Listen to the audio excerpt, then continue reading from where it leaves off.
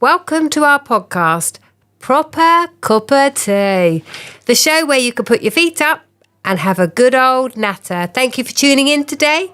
We're going to unwind, relax, and have a nice cup of tea. Well, hello, good morning. Who have we got today? Hi, I'm Lucy from the Coastal Kitchen family. And I might say, Lucy, this is a privilege to have you with us this morning. Oh, thank you so much. I can't believe you've got questions written down, Becki, and you haven't shared them with me in advance. I'm immediately nervous. Never be nervous with me because just because there's questions doesn't mean they're going to be asked. Okay. Because I'm a bit like... Because you're a squiggle. I'm a squiggle. And it was Alison Lee who will laugh at when she hears this. She's our solicitor and from Biscoes. She's amazing. And she said to me, I sat next to her in a conference once and she said, some people are squares and others are squiggles. And I turned around to her and I said, I'm definitely a square. With that, she burst out laughing and she went, Becki, you're the biggest squiggle I've ever known. So it's funny how sometimes you can see yourself and how others see you. Yeah. Yeah, it is really interesting, isn't it? Because I definitely thought I was a square. Yeah. Apparently not. And you're not. You're a squiggle. What would you say you were? Well, we were just having a chat about this, weren't we? Off air. Off air. Off air. And then we realised we better record. We better record it. I have a tendency to be a bit of a square.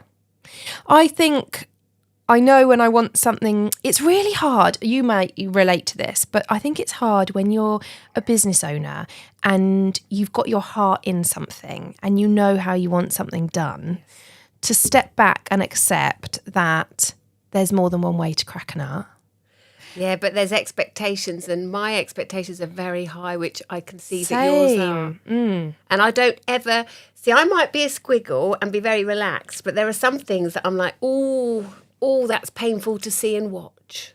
And you think, if you just heard my advice... Yeah, just step in. But there's a point where you can't be everywhere all the time, can you? No. So I always say there's some things that are non-negotiable. Yeah. So for me, some things even in Spark that are non-negotiable, and that is everyone's treated with kindness.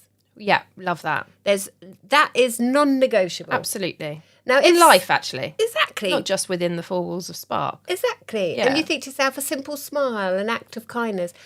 But what I don't do is that, you know, that when you get somebody that's like a bit of a... Why have you done it like that? Yeah. And they talk really down to somebody. I wouldn't have that anywhere in my team because I just think life's too short and I want to be surrounded by that. Everything's wonderful. Yeah, why not? And I know it's not, and in the real world, but when you have, and I had a beautiful message yesterday from one of our volunteers. She got home and she messaged me. Now, I wasn't having a really good day yesterday. Some of my eyesight disappeared. Oh. And it's something that I struggle with on a day-to-day basis is my health. But I really push through it. Don't let anyone really see it. But yesterday I had to tell the team that one of my eyes...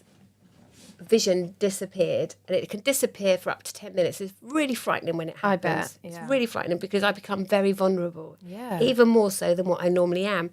And one of the ladies, when she got home, she said to me, Becki, when I just sat and chatted to you, I realised we are in a kind group. Oh. And I just went, that's all I'm interested in. And it was just so lovely to get that message, to just appreciate the fact that we were all surrounded by kindness yesterday. Yes. And that's the culture that I'm interested in. I love that. And that's the same. I am absolutely all about that as well. I was actually, you introduced me, because you're a bit of a networking queen, you introduced me to Kat Thorne. Oh, isn't she just the best? Isn't she? And she came along to a little outing we had with all of our female managers for International Women's Day. And she did her talk all about kind of... setting yourself up for the day with a really positive morning, etc. And one of the things she said was, you are the sum total of the 5 people you spend the most time with, which is why it's so important in your business, in your community, whatever, to surround yourself by the right people. Yeah. Because it has a ripple effect, not only externally, but actually on you. Yeah. Because if I'm going to get loads of things wrong every day. Yeah. But it's when you get those things wrong and someone doesn't go, ugh, really? or they have that, oh, well, I could have done it better. Yeah. If you're met with kindness, Yeah. you think, oh, I'll try again. Yeah. And I think that's the difference, isn't it? Is that, and I remember when I first met Kat, because every now and then she'll phone me up and she'll say, Becki, 6 a.m. swim tomorrow. yeah. Happy to pick you up. And I'll go, okay, Kat, yes, pick me up. And we'll be there with Christ. our dry robes on. Well done, guys. And we'll get in at a quick dunk and then she'll drop me home. But you know what? You need to surround yourself with people that keep you real, but also are interested in you. They don't just go, hello for 5 minutes and then off they go. She actually takes time to go, check in. Hi, Becki, how are you doing? Fancy a swim? And I'm like, oh, yeah. And we don't go swimming in the nice warm pool. We go in the sea. Yeah. I've got like a packet fresh dry robe. I've got all the gear, no idea. I have been a couple of times, but I know, it is really... I worry about the cleanliness of the sea as well. Well, there is that. I just pretend I don't know anything. Yeah. And I just Ignorance is bliss. Ignorance is bliss. Isn't it? And but what I love about Kat is that she says what she does. She doesn't just come up with this 5 a.m. club and just she does it on holiday. Oh, she lives it. She eats and breathes it. Yeah. Absolutely, yeah. And it's worked for her as well. She's living proof that it works. See, if I was up every day at 5 a.m. I'd be in bed at 6 o'clock at night. And I'm already in bed early enough. I think that doesn't necessarily lead to a healthy marriage, does it? No.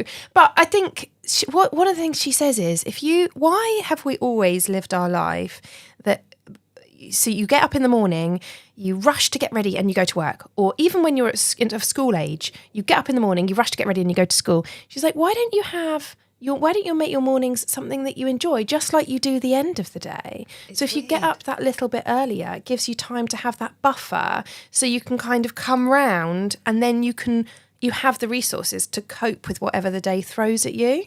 See, it sounds really good, doesn't it? It does. It does. See, I love the fact that at 6 o'clock in the morning, Math brings me a cup of tea. Oh, does he? He does. I do it for my husband. Do you? Yeah. You're good. Well, we have a really military. Do you want to hear about our military morning Yes, routine? I think everyone needs to know who Lucy is behind the scenes. So since meeting Kat, I don't snooze my alarm anymore. Do you not? No, that's, since last week, I haven't. See, since meeting Kat, I don't look at my phone after 9 o'clock at night. Yeah, same. I've got a home for my phone. I put it next door. It's weird, isn't it? But it really does help. I just feel calmer. Like, oh, no one can contact me. Yes, I'm love untouchable now. Yeah, so I get up at 6 when the alarm goes off. I bounce out of bed, Becki, absolutely bound downstairs to unload the dishwasher, to feed the tortoise. You got a tortoise? We've got a tortoise. Love it. Yeah, tortoise is a sort of non-binary, nondescript. So we didn't know what sex the tortoise was. You don't find out the sex of a tortoise till they're 5. So, and we got this tortoise when she was 2. So we called my daughter, it was for my daughter Molly. So she called her Lulu. And then we took the tortoise back to the shop one day. Not take her back to the shop. Not because we wanted to give her back, but because when we go on holiday, the shop looks after her. It's really clever. Cool. They have like kennels for tortoises. Yeah. I've heard it all now. It's really cool. I've heard... And they were like, oh, he's looking really well. And we were like, sorry? And he said, yeah, look at his little nub on the back of his... You either have a nub or a tail, and he's got more of a tail, which means that he's a boy. So then Molly was really into Tom and Jerry at the time, so now it's Jerry. So it's Lulu Jerry. Oh. Because she can't get her head round... Molly can't get her head round the fact that little Lulu isn't a girl anymore, so it's Lulu Jerry. Anyway, I feed the tortoise in the morning. And then I make lemon and ginger since meeting Kat. Yes. Again, it's only been going on for the last 5 days. She's got a lot to answer for. And then I go upstairs and I give it to my husband and I say, it's wakey time, darling. Aww. And then we watch the morning news for half an hour. And then I get ready and he gives the kids breakfast, gets them dressed. And then I go downstairs and like get their school bags ready and then he takes them to school. That sounds like a really good arrangement. It is. It works for me because I get to have my half an hour in the morning to myself. But I've sort of set him up for the day. Love it. That's cool. We're a team. That's teamwork, that is, isn't it? Teamwork, yeah. I love that. That's really cool, isn't it? But it took a while to get there.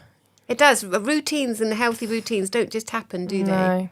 No, it's a lot of moaning. Oh, yeah. A lot of shouting, a lot of arguing. Yeah. And then all of a sudden you land at what's works. Yeah. And we had to have a family meeting the other day because the kids were having to be asked about 563 times to brush their teeth in the morning. We sat them down and we were like, no, this can't happen. Daddy's going to have an aneurysm. Yeah, it's really hard work, isn't it? Proper stressful, yeah. Math and I never argued till we had children. Right. And it's like children left home, arguing stopped. Interesting. Child's returned. Arguing start. Yeah. Because I don't know about you, but if you touch the children, it becomes a very passionate.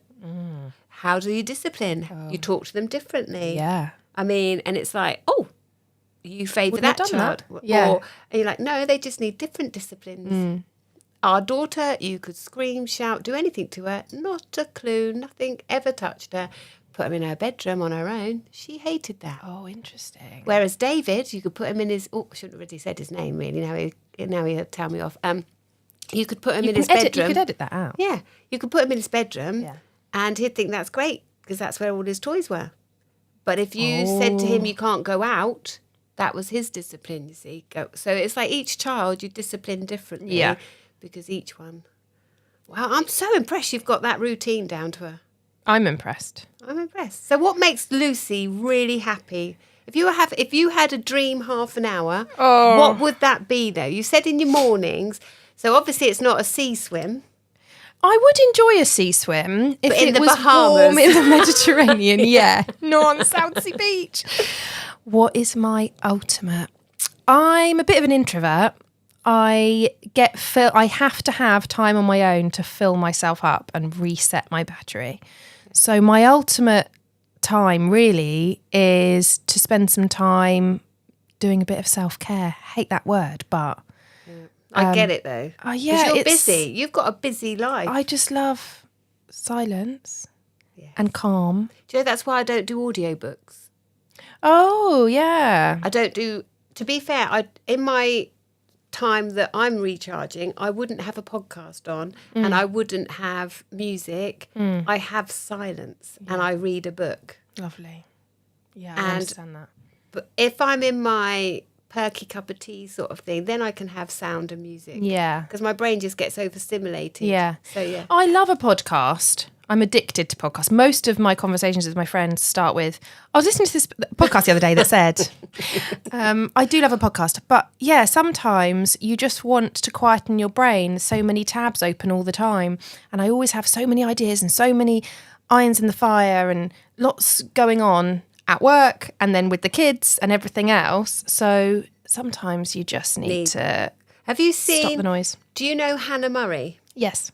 So her post today on LinkedIn was all about do you have too many tabs open? Yes. And I thought, when you said that, I thought of that. I thought, I think I liked it. I think I've liked that post, yeah. yeah. It's like, you Agree. don't realise, do you? And then it's like... So for me, since I had the brain stuff going on, I have to close down the tabs as quickly as they open for me to have a calmer life. And the doctor explained it to me by having an old-fashioned diary, not to have a computer diary, because if I look at my phone and I have dots under each day, it causes me to get anxious about, I'm too busy, I'm too scheduled. Yeah, I can relate to that. And so I have an old-fashioned diary and I just look at it on the day. Yeah, okay. So it's like even you coming in to do a podcast, I didn't really know about it until yesterday, the day and the date and the time. Yeah. Because I will overthink, I get overwhelmed, Yeah. and then I start to shrink down. Too many tabs opened in Yeah. my brain. And it's likewise, I say to the team here, if you're looking at emails and you've got 20 emails to look through, yeah. once you've opened an email, action it. Otherwise you're opening, closing, and it's in your brain and it's like an open tab. So don't look at your emails unless you've got time to action them, Yes. because it's a constant open tab. And so for me, I have to not look at things unless I can finish the task, because I've got my brain... That's really sensible. Leave it unread until you've actually got the time to respond to it. So if I don't respond to your emails, it's because I can't. Because you haven't got the capacity to respond at that moment in time. No. And the guys here really look after me, and they say to me, let me do your emails for you. So quite often, you'll know if you've got an email from me because A, it won't make sense. It will never be spelt correctly because I talk into my phone. And it does that for you. So I will, if I'm doing you an email, I'll say, "Hi Lucy, it's Becki. I've had this great meet up today and I think this person will interest you," because that's how I do things. Yeah, isn't and the it? networking. And then I'll have attached the person's name to your email and you open it going, "What the heck is she on about?" But then you realise, oh yes, I get the gist. Yeah, that's all you need. And that's all you need. And someone actually said to me, "I love getting emails from you because it's a flat yes, no, maybe. Great. There's no pattering out words. Yeah. Or it's either, yeah, I can or no." Yeah, great. So, yeah. So that's what makes you happy. What makes you in the business world, because what people don't know is you're really, really networked and loved in the community by what you do. How did you actually start doing what you did? And then you can tell them what you do. Okay, so the Coastal Kitchen family started its life many, many, many moons ago. So my mum and dad ran a restaurant called Rosie's Vineyard in Elm Grove. I love that place. Everyone loved that. Did you not know that? I didn't know that. So that's my auntie Rosie. Oh, see, I didn't know that. There we go. Every day's a school day. It is. So they opened that back in, and I don't know the year, but maybe 1983. And I was born in 1984. So like 41 years ago. With my auntie Rosie and Uncle Peter, my dad's brother. And then they went their separate ways. They decided mum and dad were going to carry on with it, and Rosie and Peter decided not to. Because working with family is quite difficult, Becki, sometimes. It is. We'll get round to that. So my granddad lived above Rosie's. So my mum's dad lived above Rosie's. So when I was growing up, my parents worked evenings and weekends. So we would spend quite a lot of time at my granddad's flat above Rosie's. So like on a Friday night, while you were potentially enjoying the jazz downstairs, I was sat upstairs in my little twin bedroom with my sister, waiting for my mum to come up to give us a little treat from the kitchen. She'd always smell of like cigarettes because the place was just filled, wasn't it? You could smoke then, couldn't you? Yeah. And then in the morning, my granddad was like the chief tea towel launderer. So in the morning, at the end of a shift on like a Friday night, the chefs would take up a big bag of tea towels and leave them on his doorstep. And then he would be expected to have them freshly laundered by 11 o'clock the next morning. So he would take them down the next morning, freshly laundered with hot piles of toast. And we'd all go downstairs and all the chefs would take off their aprons and we'd all sit round table 22, which was in the upper wine bar. And we'd all have a cup of tea and some toast together. I love this story.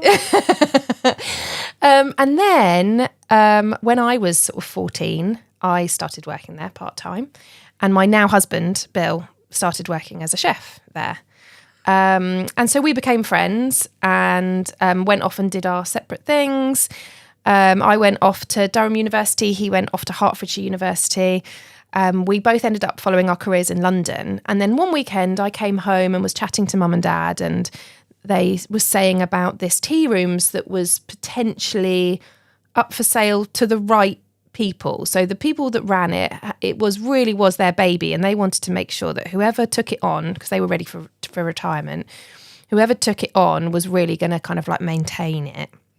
And so I think Dad was in the running for it, and he was chatting about it one weekend, and Mum was saying, "Dave, we're up for retirement age. We shouldn't be taking on more projects. We should be winding down." I mean, they weren't really up for retirement age then, but anyway, she didn't want to do it. And I went back up to London and said to Bill, "Do you fancy just like sacking it all in and going to run a tea rooms in Southsea?" Because by this point, me and Bill had fallen in love. We'd done our own thing, but then in London, we sort of reconnected, fell in love. And then anyway, Bill was like, "Yeah, why not? Let's do it," because we were footloose and fancy free. We were 24 and we just thought, why the hell not? We were a bit sort of jaded by the rat race and the commute and all that, sniffing someone's armpit on the tube. It's just gross, isn't it? But I was working for a charity. I was a fundraiser, and I've always been very passionate about fundraising and charity. So I really did feel like I'd found my niche, but I just didn't want to be in London, didn't want to be doing that. And hospitality, once you've experienced it, it's kind of in your blood. It's very addictive, isn't it? It really is. The buzz of it and the feeling of making somebody else's day. So we did it. We thought, let's just do it. So we came back and took on the 10th hole with mum and dad. and they kind of mentored us through it, which was a very challenging few years, just taking on such an established business. Yeah. Because there's expectations then, isn't expectations. We upset a lot of customers, but you can't. What I learned was that you can't please everybody. No, you have to be happy that you've made a decision that you're happy with, isn't it? Yeah. That feels right for you, but also realising that the dream and the reality are different. So running a viable business that's actually going to make money is different from running a tea rooms that, I don't know, that pleases everybody, but actually at the end of the day, there's no money left in the coffers. And at the end of the day, I mean, there's no shame in saying that we wanted to make money out of it, You because have to. it was our, we you needed to absolutely live off have it. to. We'd Yeah. given up our Yeah. careers that we'd been to Yeah. uni to study for, and we had to make something of it. Yeah. So it was blood, sweat and tears. Like, it was a 5-week interview process. The So they old didn't owners, just let you buy it then? oh no. Gosh. I was making the cakes for 5 weeks. I was going in at, I think it was like 5:30 a.m. She went in and made all the cakes, and she taught me. Now, I knew that I wasn't going to be the one making the cakes once we had it, but she needed convincing that I knew what to do. Yeah, you needed to follow the recipe. Yeah, basically. Yeah. So she taught me how to do all that. I mean, I could barely crack an egg. Anyway, we live and we learn. So it was a really steep learning curve. And Bill learned how to do all the ordering, deal with the golf course, all that side of things, the maintenance, all the boring bit. The blue jobs. The blue jobs and the pink jobs. I'm not really one to gender, but it's kind true, of, though. that's how it had fallen. That's how it is when you start a business, isn't it? You automatically go to what you like, what your skill set is. Yeah. Whether it's blue or pink, you just do what you can do. Yeah, exactly. He happened to be doing the blue. I happened to be doing the pink. And then we convinced them that we were the right people for it. So those first few years were really, really challenging, because not only had we never worked together, we were fresh. We were a fresh couple as well. Yeah. We'd only been together about a year when we decided that we were going to do this, and the pressure that put on us was and then the parental nuts. Pressure. I've worked for my dad, so I get that bit. It was really hard navigating, keeping my husband happy, keeping my dad happy, being kind of like in the middle of that. And trying to keep yourself as a person. And also keeping myself sane, yeah. So, but we actually learnt a lot of tools to be able to deal with that, and we've come out of it stronger for it. So, but I think if you said to me, like, knowing everything I know now, would I have made that jump at the age of 24? It's a big... It's a ignorance is bliss, like we said. And people have said that to me even about Spark. If I'd have known now at the start, would I have done it? And my answer was flat no. Right. Because it would have scared the life out of me. Because now it's an animal. It's got, someone said to me once the other day, oh, it's run like a business now. And I'm like, but I'm responsible like a business now. I am responsible for health and safety, the care for people, because they... you have people now that work for you as a team. You have a duty of care to You have a duty of care, so it has to have a business element to it. But it's like, I'm really happy you shared that, because I never knew the story behind the 10th hole. Yeah, there you go. And that would be quite cool for people to know that in Southsea. If you're fairly new to Southsea, that's a story about the behind the 10th hole, because I never knew that. Yeah. And to me, that's, I love it. And this is... So I never knew you beforehand, and I got a sort of a relationship with the kitchen because I am a bit fussy, and I love the donuts. If you've never been to the 10th hole, on a weekend, I've learnt this now, they do these apple cream... Toffee apple? Yes, donuts. Oh my gosh, they're my favourite things. And I normally have one a weekend, I'll be honest with you. That's my treat for the week. And I remember going in there once, and Katie, who is a beautiful lady one of the bakers, and she knew this, and I was heartbroken once. I went in there and there was no donuts.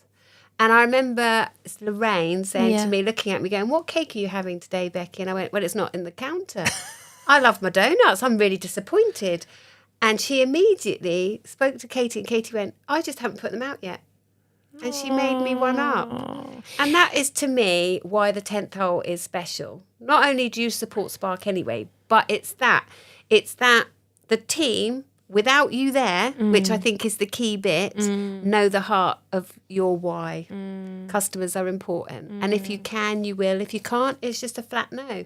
But there will always be kindness. And I think that that's why I love certain places in the city, because I feel safe. And for me, somebody that is vulnerable, I just know what I like, what I don't like. Yeah. But the team know that. Yeah. And they don't make a fuss about it. They just act kindly. Yeah. And I think that's quite a thing when you're not around. So when you and Bill aren't around, that's how I experience a 10th hole. That's really lovely. And when you have a team like that, you know you're doing something right, because that's the core of your business. It's kindness. Yeah. And I've learnt that from Georgie, my granddad, above Rosie's, making the toast for all the chefs. Yeah. They loved working for Rosie's for the same reason, because it was all about just those little acts of kindness. Tiny just acts looking of after kindness. people like human beings. Yeah, it's not. People say to me, it's not the big things. I'm very passionate when the team come in that I serve them the tea and coffee. Yeah. I'm here early. I'm the first one here. Why? Because I need my team to know how much I respect them, I love them, and I appreciate them. And as the team gets bigger, and sometimes my health isn't so great, but I make sure somebody else does that. Yeah. That is something that That's I nurture. They get the coffee that we serve. They get the cakes that we serve. They're the first to have it, not the last. Yes. And I think that that's something that I was so passionate about. And I know that you do that with your team, because I experience it when I go through the door. Exactly. So you run Spark exactly how we run our businesses, which is, although you just said, we look after our customers, actually then that's not the first person you look after. The first person you look after is your team. And we think that is the answer to everything. You look after your people, and then they look after the customers, because they feel valued and they want to be there and they get your why and da da da. Yeah. Because everyone Just a has a circle. story behind their eyes. Yeah. I always say this. When our team come in, some of them are in, I just feel like, oh my gosh, you've made it today. How did you make it today? When I know the story behind their eyes. And you just think, okay, I'm going to spend we always get them to come in an hour before we open, so that we hear each other, we see each other, and then we go, now we're ready for the community. Yeah. And it's like everyone has a story behind their eyes, and it's like take time to feel it, to see it, and to hear it, because then you'll get to know why people turn up. Yep.